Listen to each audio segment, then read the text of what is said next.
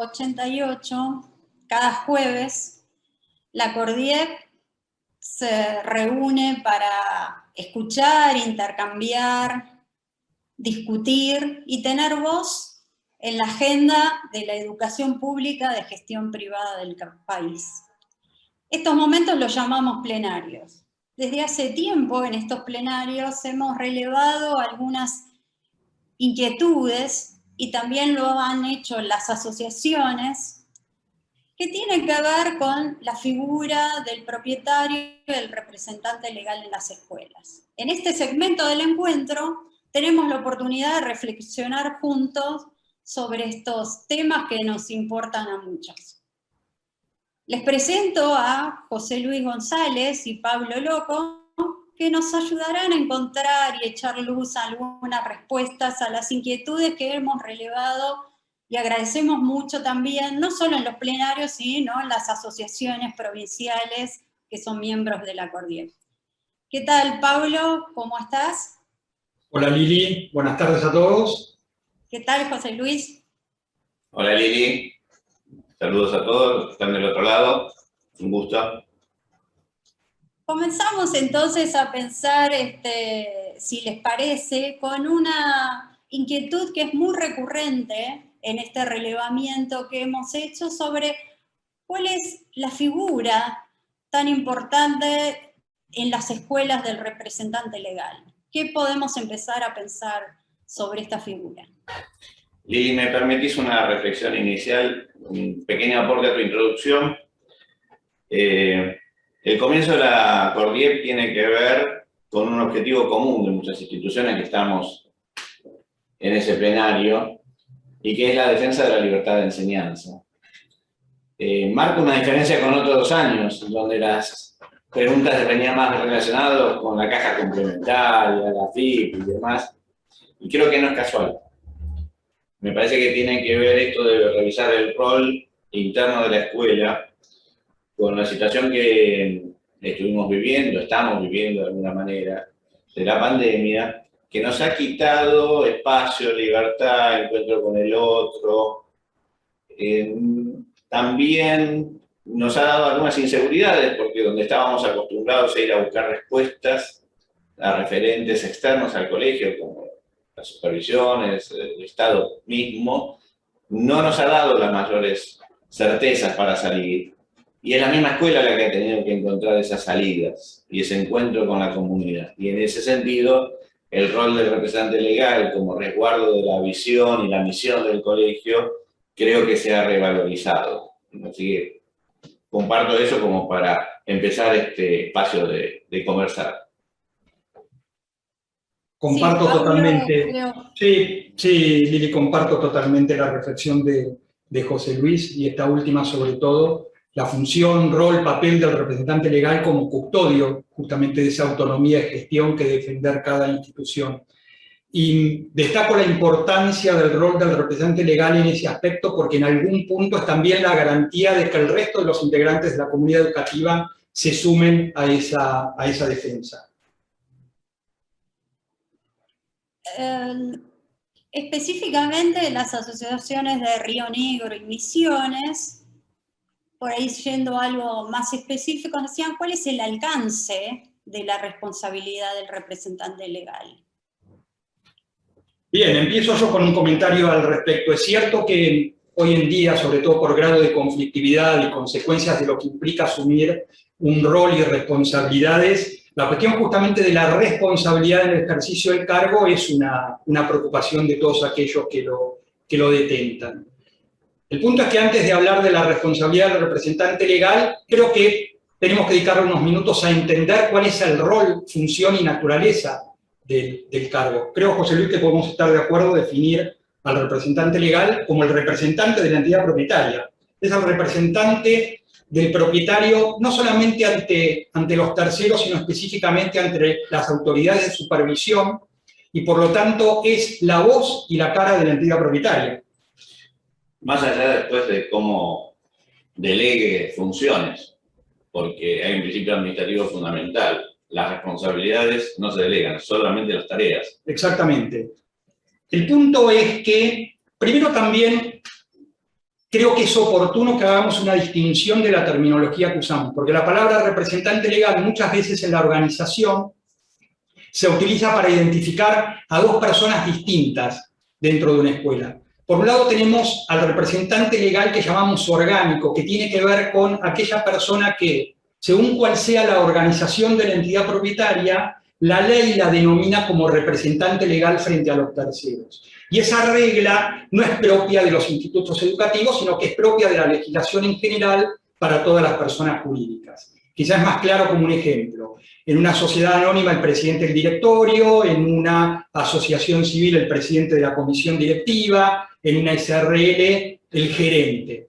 Ahora bien, en nuestra actividad, específicamente cuando hablamos del representante legal, no siempre nos estamos refiriendo a esta persona, sino que nos estamos refiriendo a esa figura, a esa persona física que las reglas de la incorporación, de la autorización, obligan a que cada entidad propietaria identifique para que represente a la entidad propietaria justamente frente a la comunidad educativa y a las autoridades de supervisión. Como dije, no siempre es coincidente esta persona, es más, la mayoría de las veces no lo es, y a lo largo de este encuentro, en estos minutos que tenemos por delante, cuando hablemos del representante legal, vamos a estar hablando de este representante legal que es propio de nuestra actividad.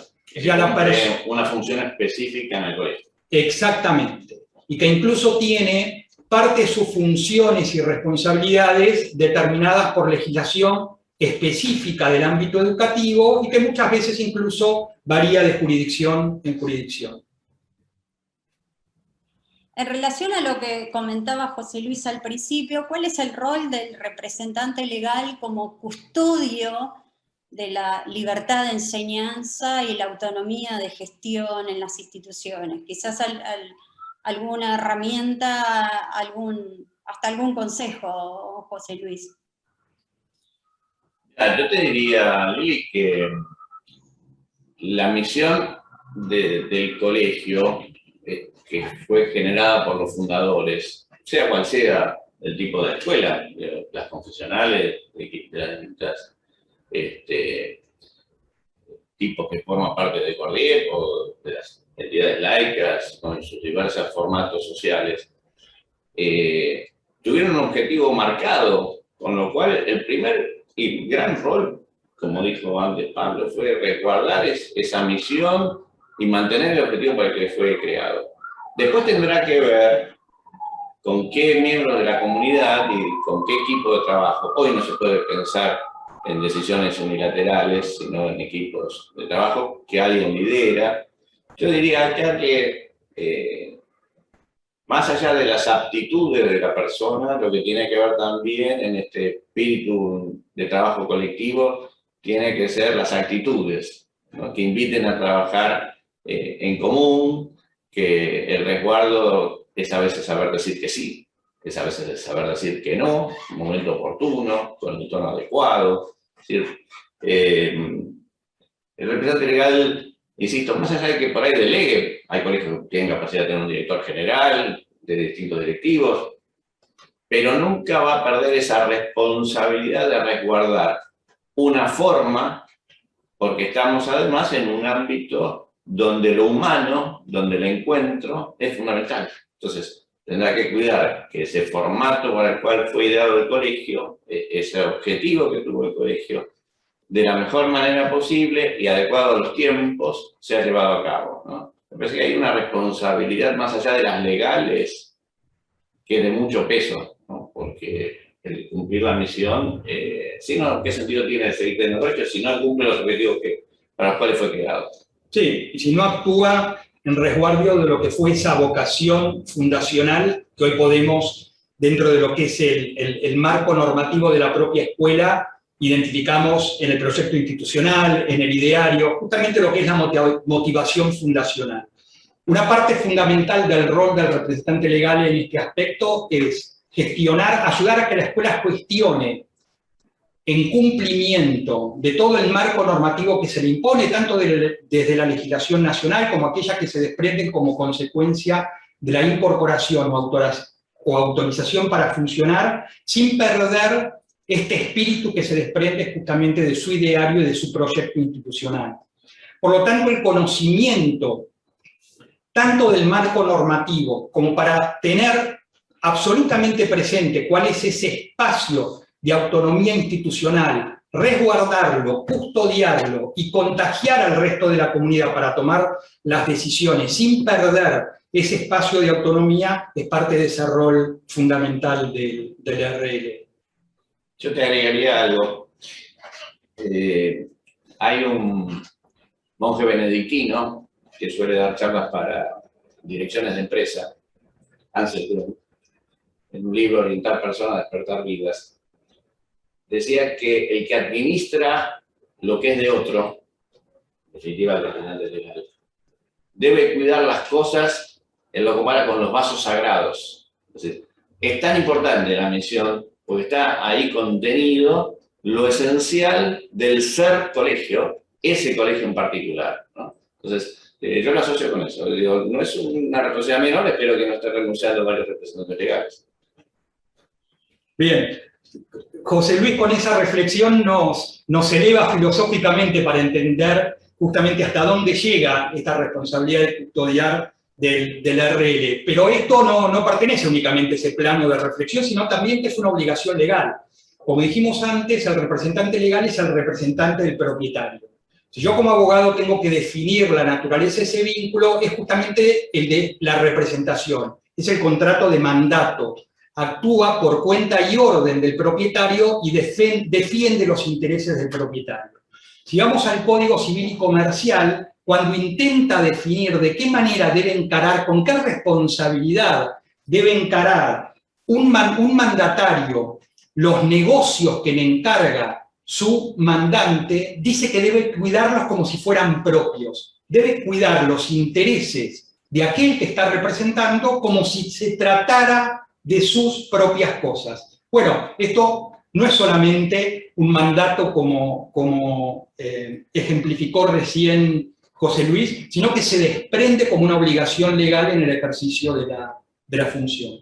Y de ahí se va a desprender, y ahora sí vuelvo un poco a lo que fue la pregunta original, Lili, de la responsabilidad en términos legales. Entendido esto como, bueno, ¿por qué debe responder el representante legal? Y acá hay que definir que el representante legal en el quehacer cotidiano puede tener enfrente tres grandes sujetos frente a los cuales responder. Uno, por supuesto, frente a su propio mandante, la entidad propietaria. Y recién hablábamos un poco de eso. Bueno, en el fiel cumplimiento de su mandato, interpretar cuáles son los intereses de la entidad propietaria, qué es lo que se puso en sus manos para custodiar y cómo hacer, cómo ayudar, cómo colaborar como representante legal para gestionar la escuela, tanto en el cumplimiento de la ley como en el cumplimiento de este ideario y proyecto institucional, que es lo que debe resguardar especialmente. Hay una responsabilidad también frente a terceros, a la comunidad educativa en general, frente a los propios alumnos, a los representantes de los alumnos, frente a proveedores. Acá quisiera destacar, y ya en una terminología y en una mirada más técnico-legal, y esto para tranquilidad de los representantes legales, en general frente a terceros podemos concluir que la responsabilidad del representante legal se limita a lo que sea consecuencia de su propia intervención, de los hechos propios y cuando por su culpa, por su negligencia, provoque algún tipo de daño. ¿Qué quiero decir con esto? Para distinguirlo de cómo definimos la responsabilidad de la entidad propietaria, que es mucho más amplia. No es el momento quizá para profundizar, pero la entidad propietaria, el propietario en sí mismo, tiene lo que se llama una responsabilidad objetiva, o sea, no solamente responde por los daños causados por su propia culpa, sino por cualquier daño que se produzca en ocasión del desarrollo de la actividad educativa, pero ese tipo de responsabilidad no es la que asume el representante legal, que en principio estaría limitada a la consecuencia de sus propios actos. Y después hay un tercer sujeto frente al cual el representante legal a veces asume cierta responsabilidad que hasta podría ser solidaria, que frente a los organismos del Estado. Organismos de control, organismos de recaudación, organismos de fiscalización, como puede ser la FIP, la caja complementaria, como pueden ser también los fiscos provinciales, cuando hay aporte del Estado. Y acá sí hay alguna situación en la cual justamente como consecuencia de cierta normativa local, podría haber algún tipo de responsabilidad solidaria de la persona física representante legal junto con el propietario cuando haya alguna afectación de los intereses de esos organismos. En relación justamente a esta descripción que vienen comentando ustedes, tengo presente una consulta de Río Negro, sabiendo que las instituciones educativas son espacios plurales de pensamiento y de toma de decisiones. ¿Qué modelo de representante legal es aconsejable? ¿Un modelo más plural o unipersonal? Y por ahí relacionado con los distintos aspectos que describías vos, Pablo, quizás podemos tener alguna reflexión sobre este aspecto. Pero habría que ver también en las jurisdicciones cómo se lleva a cabo la reglamentación para el ejercicio de la representación legal. Digo, acá en Capital Federal puede haber un representante legal, puede tener un apoderado legal, por lo general tienen las mismas características y funciones. En la terminología habitual, el apoderado legal es el que acompaña al representante legal, pero desde el punto de vista de las responsabilidades son similares. Provincia de Buenos Aires entiendo que tiene 2 representantes legales por normativa. Sí. Así que el tema del modelo, no sé si estamos refiriéndonos a lo que pide la jurisdicción o por ahí podemos hablar del modelo funcional.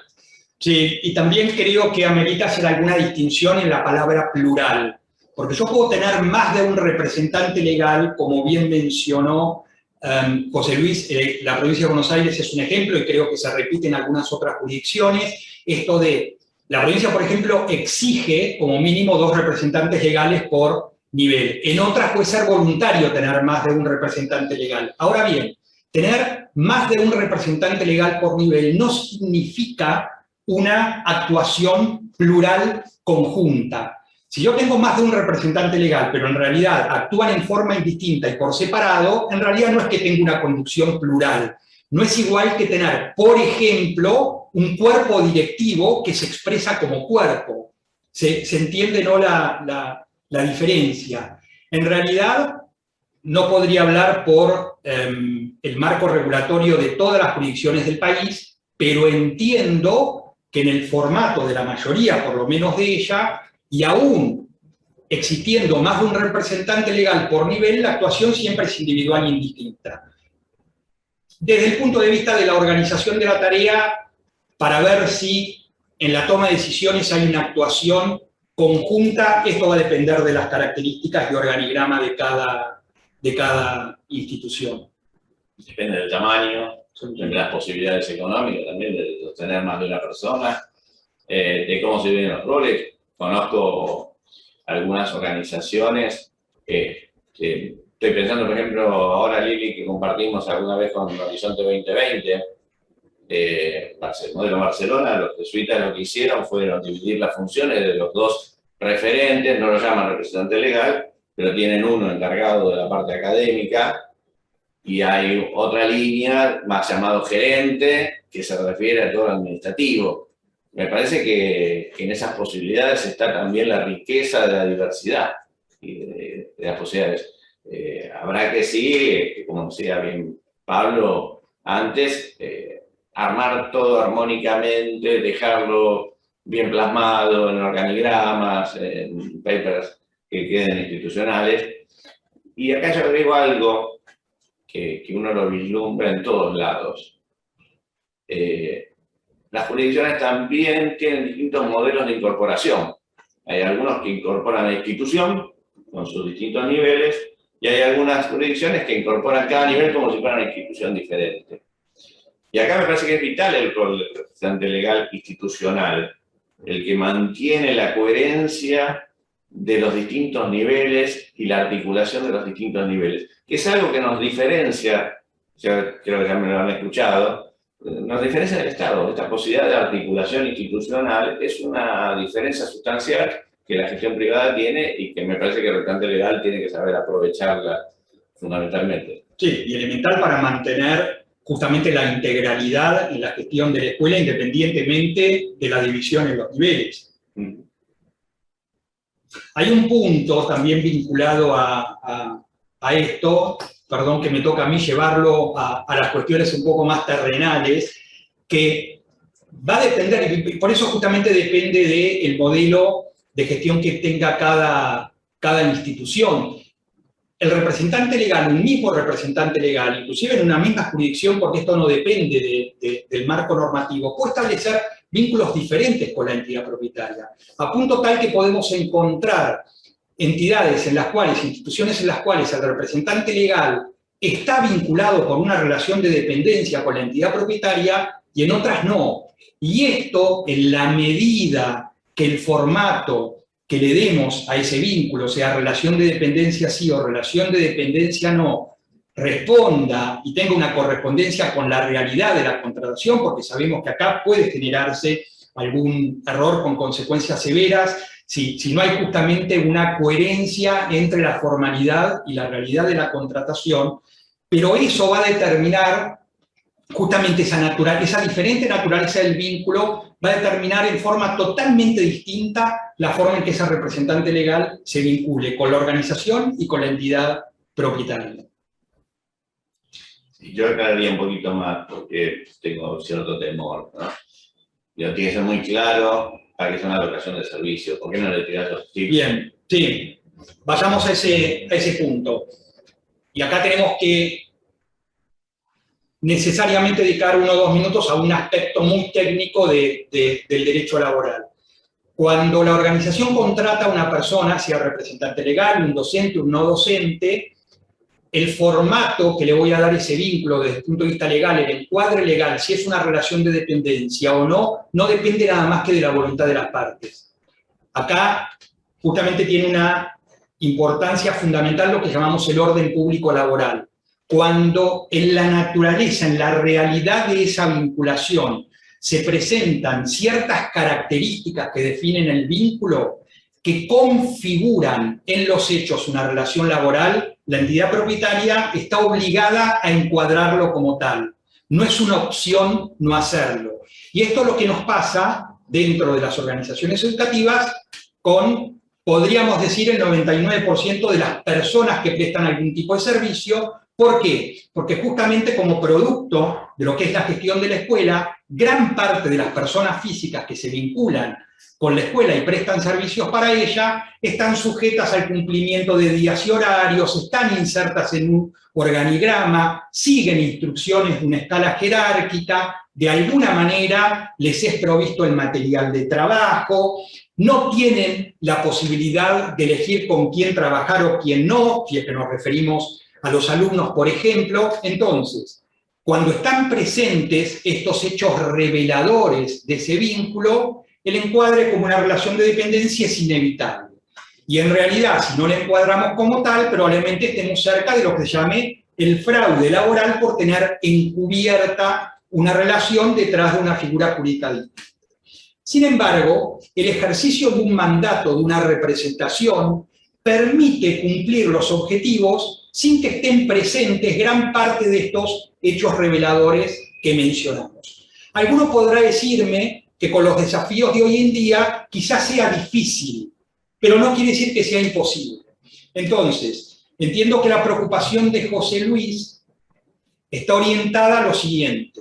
Si bien el representante legal podría estar vinculado bajo una figura jurídica que no sea la de la relación de dependencia, sí seamos muy cuidadosos que si estamos eligiendo ese formato, que es el de la locación de servicio, responda a la realidad de la contratación. Es decir, que el representante legal, en la forma de desarrollar su tarea, no reúna, sino todos, al menos la mayoría de estos hechos reveladores de la relación de dependencia. Sí, yo te agregaría, horario, órdenes, sueldo igual todos los meses, relación de dependencia, con el agravante para el propio representante legal, que es quien es responsable ante la FIP, como decíamos antes, que también le tocaría el fraude y el tributario en ese caso, con lo cual la solución de la relación de servicios la estudiaría y yo recomendaría que sea consultada con un profesional para ver si el encuadre es el correcto. Sin ninguna duda. Es excepcional. Estoy de acuerdo con la advertencia. Quería dejar en claro que la posibilidad existe, porque probablemente nos esté escuchando algún representante legal que está vinculado de esa manera y no podemos concluir automáticamente que está en fraude a la ley. Pero sí, coincido que la situación es excepcional y probablemente mucho menos frecuente en estos días, así que está muy bien la advertencia. Nosotros estamos en las escuelas y en las instituciones educativas de todos los niveles, desde los jardines maternales hasta superior, porque nos encanta enseñar y nos encanta la formación integral de los alumnos y los estudiantes, como les decimos a los mayores.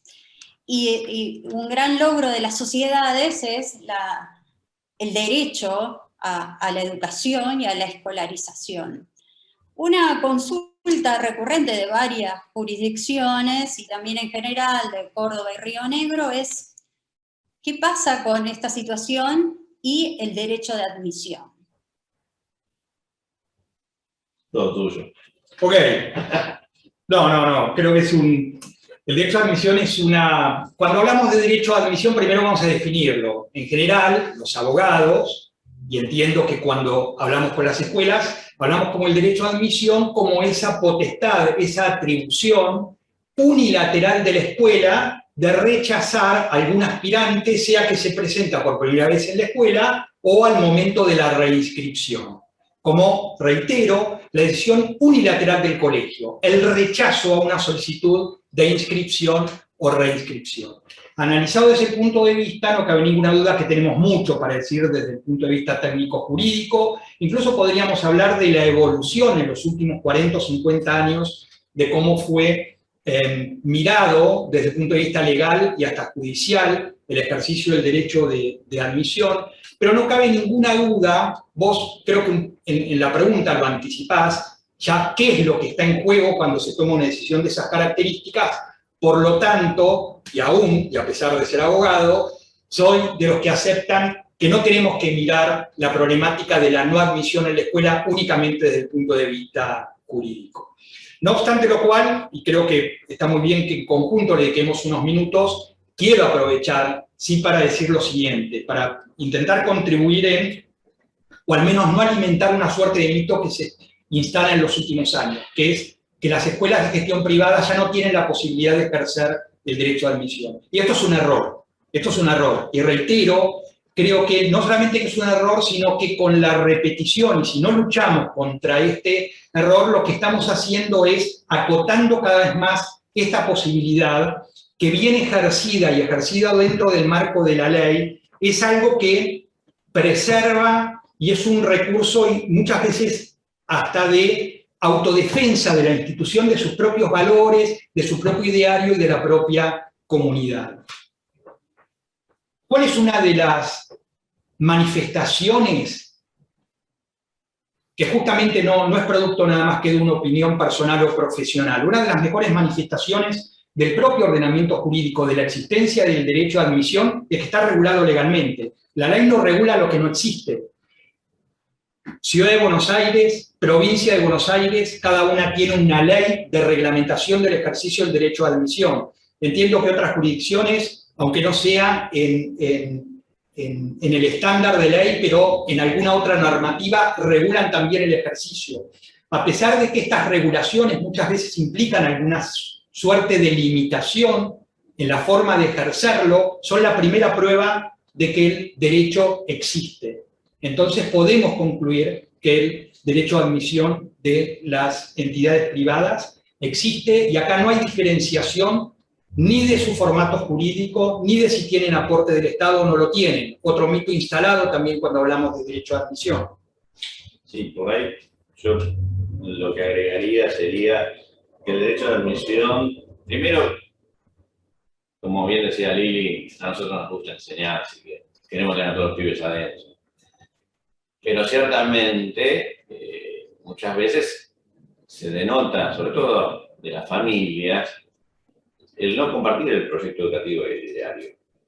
Pero no es gratuito, ¿no? Así que exige un trabajo que ahí es fundamental, ya que hoy hablamos de la anterior fundamentalmente, que trabaje en equipo, que se documente, que trabaje con directivos, con los equipos de estación, con el equipo docente. Muchas veces cuando viene la consulta, por lo general cercana a la matriculación, lo que nos encontramos es flaqueza de papeles, ¿no? Y esto requiere un trabajo constante y necesario de preservar la documentación, de dejar registro, de hacer un seguimiento. Digo que en definitiva hoy es parte del día a día de la educación, del seguimiento personalizado, ¿no? En este aspecto más que nunca, ¿no? Sí, y yo tomo esta reflexión de José que viene de la experiencia de estar dentro de la escuela, lo tomo justamente para sacar 2 o 3 conclusiones que son muy propias de esto que estamos analizando, que es el ejercicio del derecho a admisión. No solamente es necesario desde el punto de vista formal, por si ese ejercicio es cuestionado, porque esto es algo que debemos asumir. La familia que no esté de acuerdo con esta decisión unilateral de la escuela tiene la posibilidad de cuestionarla e incluso de llevarla ante un juez, ojo, no ante cualquiera, porque estas son aclaraciones que también tendríamos que hacer si tuviéramos el tiempo suficiente, pero sí tienen la posibilidad de llevarlo ante un juez para que resuelva si ese ejercicio fue hecho dentro del marco y con las exigencias que exige la ley. Y para esto hay que estar bien preparado para poder sostener la decisión de la escuela en ese conflicto, y de ahí la importancia de esto que marcaba José Luis, de tener documentado los antecedentes que nos llevan a tomar esa decisión. Pero yo quisiera agregar, respecto de ese proceso, otra importancia, otra relevancia que tiene ser muy conscientes en ese proceso previo, porque me parece el punto fundamental. La verdad, cuando hablamos de derecho a admisión, ¿cuál sería el ideal? No llegar a ese punto. Si en realidad hay algún elemento, cualquiera sea su origen, que determina que una escuela no es para ese chico, que esto sea un proceso de maduración entre la familia y la propia escuela, en la cual, a lo mejor con distinto grado en cada caso particular de aceptación, de compartir esos fundamentos, pero que termine de una manera no conflictiva, y no con la decisión unilateral de la escuela de rechazar esa inscripción o no inscripción o reinscripción. Por eso me parece importante que ese proceso previo no sea solamente para buscar las huellas formales que nos servirán de prueba frente a un eventual futuro conflicto, sino para evitar el conflicto, llegar a esa situación donde la decisión de que un chico no continúe como alumno de la escuela sea una decisión madurada entre la propia familia y la escuela y no se transforme en una finalización traumática y conflictiva. ¿Por qué digo esto? Porque también de la experiencia en el rol profesional, y acá tomo lo que fue la reflexión de José Luis, advertimos que muchas veces la situación de conflicto, de finalización traumática de ese vínculo, lo que evidencia es alguna falla en ese proceso previo. Y donde muchas veces esa es la razón de la oposición y lo que llamaríamos la bronca de la familia, que lleva a que esa decisión termine en un conflicto formal. Entonces me parece que principalmente, a veces más allá del esfuerzo, esto no puede evitarse, pero inicialmente desde la primera alerta que aparezca en la escuela respecto de que la continuidad de un alumno en la institución podría no estar garantizada, asegurada, o incluso ser recomendable, hay que actuar con este espíritu, de tratar de fundamentar, explicar y buscar los consensos con la familia para llegar a una, justamente, decisión consensual. El derecho de admisión se desprende fundamentalmente de un principio constitucional, que es el derecho a enseñar. En este sentido, también uno siente a veces mucho temor, especialmente los directivos. Pablo señaló que un juez y solamente un juez. Por ahí yo tomo esta medida, digo, me lo dicen particularmente en el ejercicio del rol, me llama el supervisor y me reta. Acá 2 temas. Uno, la fortaleza del representante legal, saber dónde está parado con los profesionales que lo asesoran. Pero también acá, me parece, en este punto lo destaco, y en otros, estas cosas que se van instalando, la fortaleza está en el conjunto de las escuelas. El poder compartir estas cosas y como grupos de escuelas poder sostenerlas, que de alguna manera es lo que nos da pie para la constitución después de las instituciones referentes, especialmente en el interior, o acá en la ciudad, en la provincia. Poder defender estos relatos ante las actividades o los funcionarios administrativos, es importante que lo ejerza no la escuela que se siente débil, que va a tener que ya bastante tiene con el 1 a 1, sino que se ejerza en forma comunitaria. Como conjunto del sector. Como conjunto del sector. Pero, y otra vez, retomando esto que reiteró José Luis en su reflexión, en realidad el derecho a admisión está vinculado directamente al vínculo contractual que une a la familia con el instituto privado. Respecto al vínculo contractual, sus consecuencias, incluso las consecuencias de una ruptura anticipada o de la no celebración de un nuevo contrato, esto me gustaría perdónenme que sea enfático respecto de esto, pero el único funcionario que tiene capacidad para revisar la legitimidad de esa decisión es un juez. Eso no queda a criterio de la autoridad administrativa, de las autoridades de supervisión. Estamos muchas veces acostumbrados a que las autoridades de supervisión, cuando se involucran, a veces por decisión de los propios padres afectados, en una cuestión de derecho a admisión, ofrecen mediación o ofrecen algún tipo de intervención para tratar de que el conflicto no crezca. Y como siempre, esto puede ser bienvenido. Ahora bien, hay que distinguir entre ese ánimo de colaboración para resolver un conflicto de la mejor manera posible para todos, a atribuirle o reconocerle a las autoridades de supervisión la decisión respecto si un alumno debe ser reinscrito o no. Y en esto creo que tenemos que ser claros y categóricos porque hace justamente a la defensa de esta otra manifestación importante de la libertad de enseñanza que podés sostenerlo cuando esté legítimamente fundado el ejercicio de derecho de admisión. Y matriculación anual. Exactamente. Y estos principios, en este momento y mientras se mantenga el marco legislativo, están fuera de discusión. La anualidad del contrato educativo, la posibilidad de que se ejerza la libertad de no contratar con quien la escuela no quiere contratar fundadamente, no es una decisión caprichosa y arbitraria, está sostenido por nuestro marco legislativo.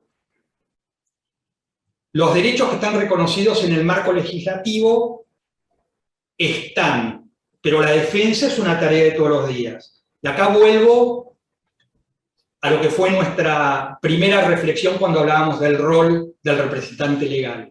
Conocer estas atribuciones, cómo se ejercen, cómo se defienden, y sostener, respaldar al resto de los directivos dentro de la escuela para que puedan resistir estos avances sobre ese margen de autonomía que a veces se reciben de los organismos de supervisión es fundamental. Empoderar al resto del cuerpo directivo para la defensa de estos derechos.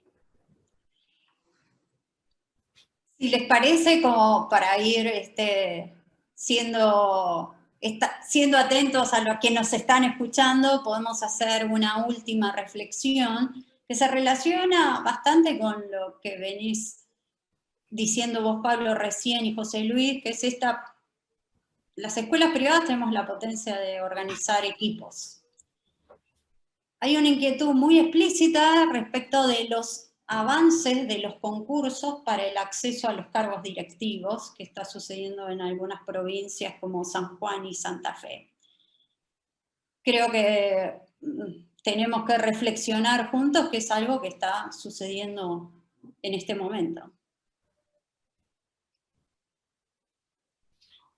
A ver, inevitablemente el derecho de enseñar, yo entiendo que me da la libertad para elegir mi equipo de trabajo. Y acá claramente, por ahí Pablo podrías hacer alguna distinción, porque está vinculado a algunos errores que uno nota en algunos discursos de algunos legisladores o intentos de proyectos de ley, que consideran a veces a la educación como un servicio público. Pues por ahí de ese lado se pueden agarrar, si no, no entiendo de dónde pueden tomarse la atribución de decir, pues, ¿cómo voy en contra del artículo 63 de la Ley Nacional de Educación? Me da esa facultad de nombrar al equipo directivo y a los docentes. Bien. A ver, la categoría de servicio público o no es un tema también técnico-jurídico.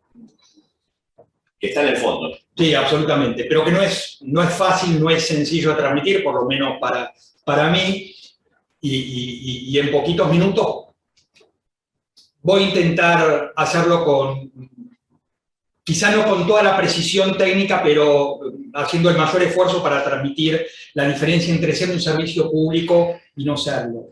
En realidad la idea de servicio público es cuando determinado tipo de servicio el Estado tiene la potestad en lo que es la titularidad de ese servicio y eventualmente puede valerse del privado al momento de la prestación. Pero la titularidad de ese servicio se le reconoce al Estado como tal.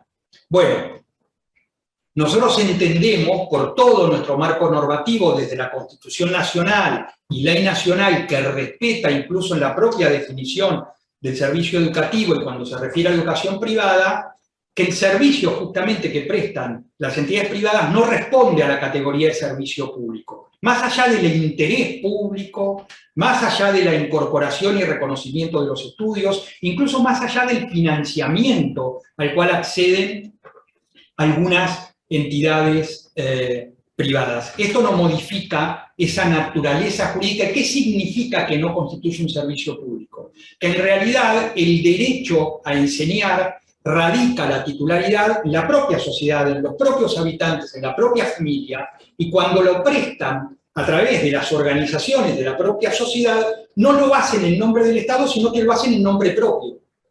Cuando uno es prestador de un servicio público o uno a través de una organización privada, la titularidad de ese servicio corresponde al Estado. Bueno, nosotros no adherimos a esa categorización de la prestación del servicio educativo cuando lo ejerce una entidad privada. Cuando una entidad privada presta el servicio, lo presta bajo su propio título.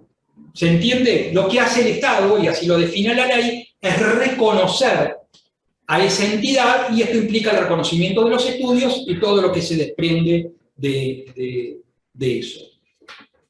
Quiero decir que esto no es solamente una idea o un criterio, por lo menos la última vez que la Corte Suprema de Justicia tuvo que expedirse respecto de una cuestión, y esto tenía que ver con una ley de la provincia de Buenos Aires que obligatoriamente incorporaba el sistema previsional provincial a los docentes de instituciones privadas. La Corte Suprema, para poder resolver ese conflicto, la constitucionalidad de una ley, debió abocarse al análisis de la naturaleza jurídica justamente de la prestación del servicio educativo privado. Y concluyó en el sentido que lo estamos transmitiendo. Yo, por supuesto, no lo estoy transmitiendo tan bien como lo dijo la Corte, pero lo que dijo la Corte es que justamente el servicio se prestaba a título particular y no en nombre del Estado. El famoso fallo San Andrés. Exactamente, el fallo San Andrés contra la provincia de Buenos Aires, del año, si mal no recuerdo, del año 90.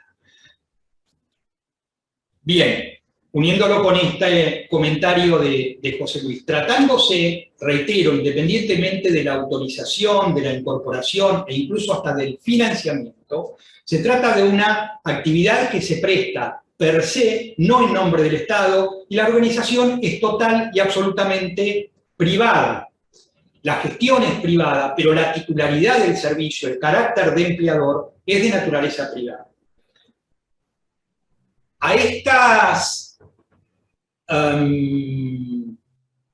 intentos de condicionar el nombramiento de personal dentro de una institución privada, sea a través de los concursos para la designación o la promoción de personal directivo, de personal docente, claramente lo entendemos como una irrazonable limitación de un ejercicio que es propio para el titular de una organización, que es no solamente elegir al personal, sino elegir la promoción del personal e incluso dentro del marco de la normativa laboral propia de los empleados privados, prescindir de ella cuando se dan las causales y el respeto justamente de ese marco normativo. Y esto otra vez no se trata solamente de una reflexión filosófica que es absolutamente válida, por supuesto de coherencia entre el ejercicio de la libertad de enseñanza, de la autonomía de gestión y lo que implica la libertad de nombrar, promover y remover al personal, sino que es un derecho reconocido en la ley nacional. Está, si mal no recuerdo, en el artículo 63 de la Ley Nacional de Educación, como derecho de las entidades privadas a nombrar y a promover a su personal, y sin haber profundizado en estos proyectos que mencionan estas jurisdicciones, yo me animo a concluir que cualquier limitación a ese derecho va en contra de la legislación nacional, a estos derechos que están garantizados por esta legislación, y no solamente que serían incoherentes en el respeto del principio de la libertad de enseñanza, sino que como consecuencia de eso serían inconstitucionales. Totalmente, coincido. Y aliento a los amigos que están en esas dos provincias a que lo traten seriamente y a disposición en caso que requieran cualquier tipo de asesoramiento y ayuda. Bueno, José Luis, justamente con tu frase aliento, y como decía Pablo en muchos segmentos, estamos para acompañar, creo que es un gran aporte el segmento de este encuentro para que sigamos reflexionando juntos, sobre todo para pensar y para hacer que la libertad de enseñanza y la autonomía de gestión sean un paso y una superación todos los días en las instituciones educativas de Argentina. Yo, si me permitís, Lili, le mandaría un pequeño pedido a los colegas representantes legales de las distintas jurisdicciones, ¿no? Me parece que este tiempo que estamos viviendo requiere de un abrazo grande a todos los directivos que le están poniendo la cara, el cuerpo y demás a la realidad tan difícil de seguir y acompañar a cada alumno, ¿no? En todas las partes más remotas del país, porque la gestión privada alcanza en todos lados y a los más humildes y a los que más posibilidades tienen, y en todos tenemos la misma problemática, ¿no? Llegar a aquel que está sufriendo de alguna manera la pandemia, que sufrió no estar con los amigos, pero qué disfrute hoy es que los pibes tengan ganas de venir al colegio, una oportunidad inédita. Así que en ese sentido les pido de vuelta a todos los representantes legales que manden de parte de Cordier un gran abrazo a todos los directivos, que uno los ve realmente exhaustos, ¿no? Cómo armar las burbujas, desarmar las burbujas, si me corresponde volver, no volver. Me parece que hay una valoración que como sociedad tenemos que hacer de todo este esfuerzo durante este tiempo. Absolutamente, por supuesto, comparto, me sumo a ese reconocimiento, valoración y abrazo a todos. Y vuelvo sobre un punto que creo que estuvo presente en cada una de los comentarios y reflexiones generales. Hay un lugar que las asociaciones cumplimos, tanto la Cordier como individualmente en cada una de las asociaciones que nosotros integramos, de resguardo del marco general a ese espacio de libertad de enseñanza y de marco de gestión. Pero también saber que la defensa de las prácticas que amenazan la libertad de gestión se pelea cada día en cada escuela. Por eso es importante que hagamos el mayor esfuerzo por divulgar estos principios, por exhortar a que en cada colegio todos los días se trabaje en defensa justamente de esos espacios. Y un poco, vuelvo otra vez a la reflexión inicial, el custodio de ese espíritu es el representante legal, así que tamaña tarea tiene por delante. Muchas gracias. Nos vemos pronto. Gracias a todos y gracias a todos los que están del otro lado. Chao a todos. Hasta luego.